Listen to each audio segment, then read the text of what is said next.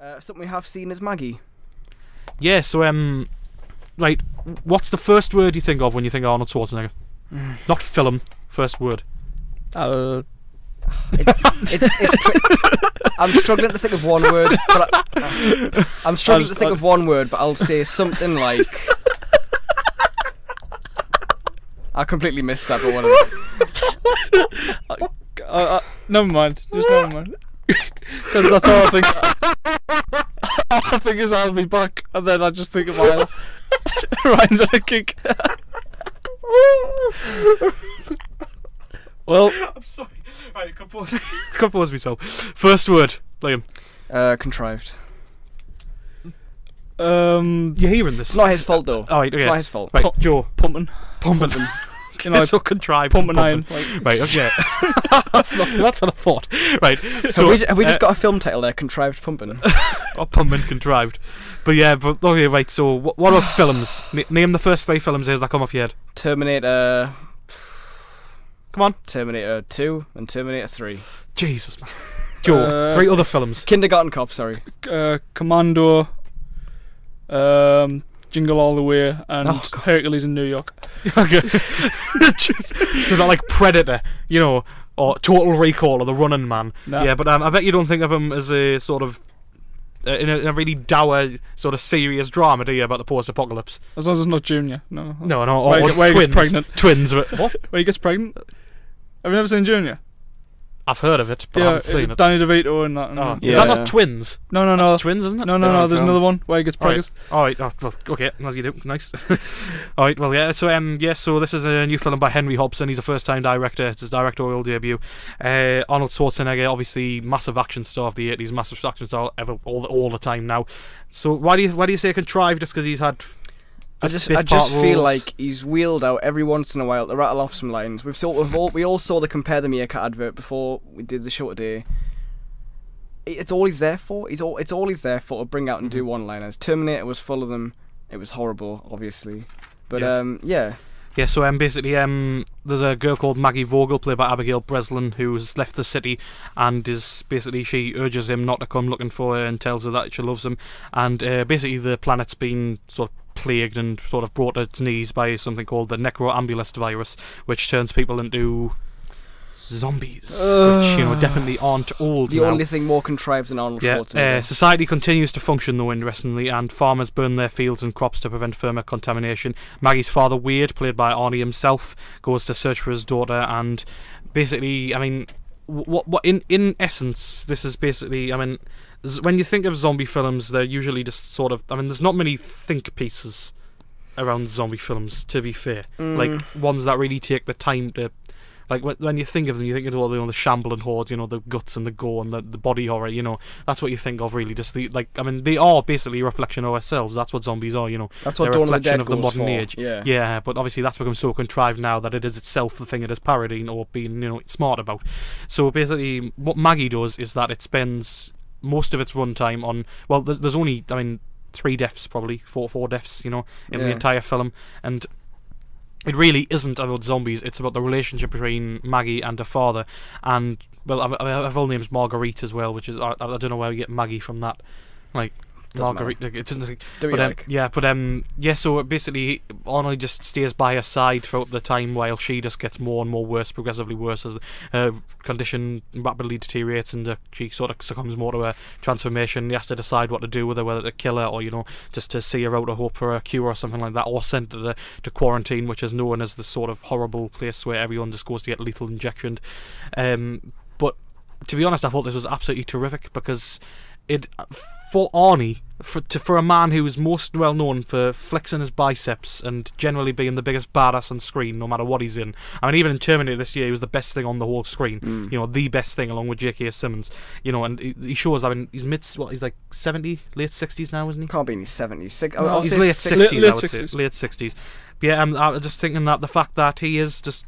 he's just such a massive charismatic force no matter what he is. And I know you said this yourself, I mean, you'll get to that, about how it's strange to see a man like that emote, you know, and try to bring real gravitas and emotion to his performance instead of just being that bang wallop action star.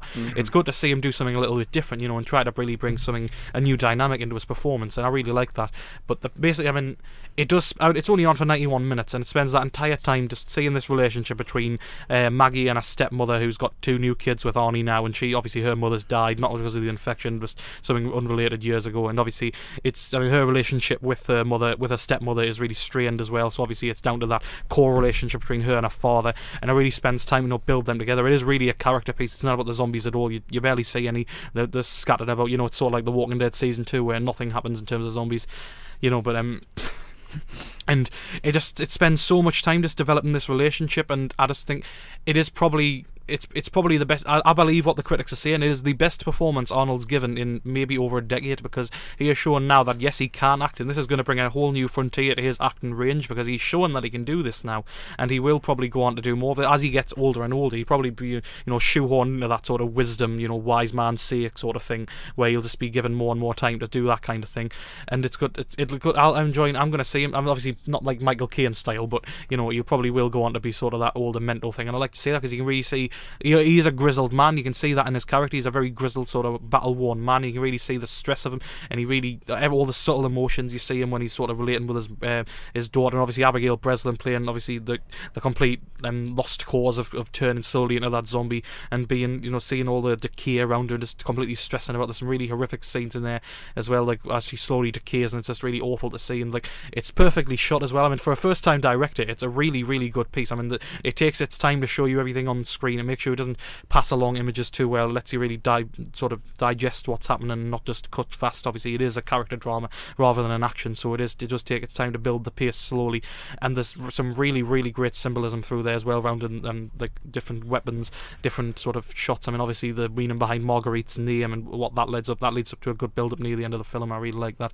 But yeah, honestly, I mean, if you want to see something a little different in the midst of all these gung-ho action films, if you want to see something that Arnie's in that isn't Terminator Genesis, which, you know, don't see it, then yeah, Maggie for me is it's a fantastic little character drama about a loving father and a loving daughter who just, obviously they're resigned to their fates, and it's harrowing to see just how that goes down, you know, in the end. I feel like I might need to see it again then. Yeah. I mean, I know you weren't struck on it. It felt too forced. I don't know, it felt like it was being made, it just feels a bit hokey and it feels a bit hackneyed, and I don't know, I don't know if I've just got a tougher shell with this kind of schmaltzy emotional stuff. I mean, but it all just deflected off me. Yeah. I can see why people would get emotional about it, and I can see why people did like it and did care for it. Not this guy. You put in the Film Show Facebook chat about how you didn't like Abigail Breslin moping quite a bit, and I can see why you didn't really. It just didn't seem like a very stretched performance. It just felt like she was doing the typical. Anybody could have done that. I thought it was really stretched, because they did spend quite a lot of time with both of the characters, and obviously it's very much their story, and I really did like that central relationship, because that was most important. It is about Maggie, and it is just really good to see something. You know, obviously zombies are an incredibly tired sort of not subgenre, but like subject. I guess that's probably the best way to put it.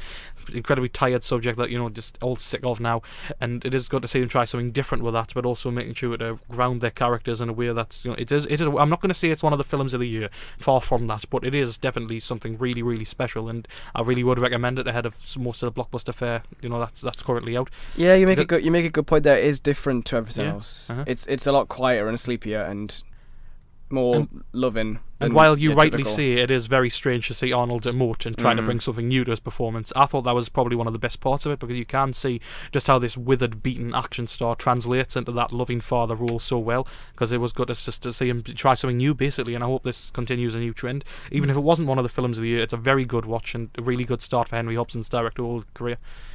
Yeah, It's really good stuff. Solid little film. Fair enough. Has it got a good atmosphere? Or? Yeah, it's really like sort of dour and downbeat. Like the colour tone's so down. It's like it's pretty much black and white, but not quite. And the score, especially, and some of the cinematography, completely evokes The Last of Us. Like, it is really, really like. I hadn't thought of that till you said it. It is so like there's so many like the background guitars and like sort of strings. It's just really maybe that's why.